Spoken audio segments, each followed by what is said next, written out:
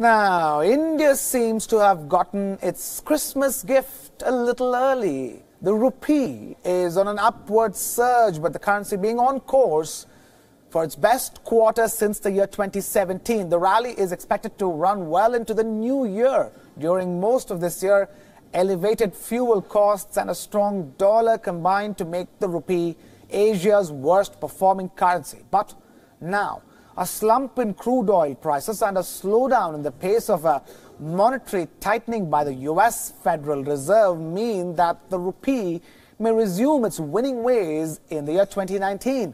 The rupee jumped over 2% on Monday and Tuesday alone. This is a welcome news as political uncertainties were expected to trip up the currency. Lower crude oil prices have, however, offset it. Some analysts say that in the short term, rupee will appreciate further. Analysts point out that a number of reasons are behind the surge in the Indian rupee against the greenback. 1, the softening of inflation. 2, less hawkishness from the US Fed. 3, hopes of increased capital flows, which is a consequence of falling crude oil prices.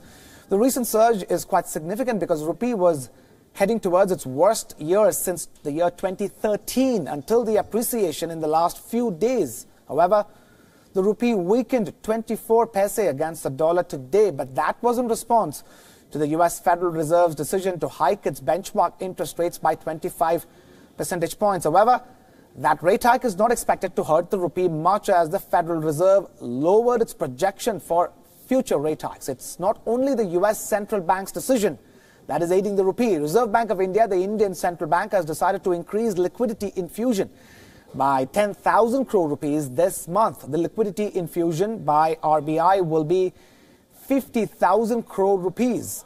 Not just that, RBI has already infused 20,000 crore rupees through purchase auctions in open market. All of these are likely to give some respite to the Indian rupee.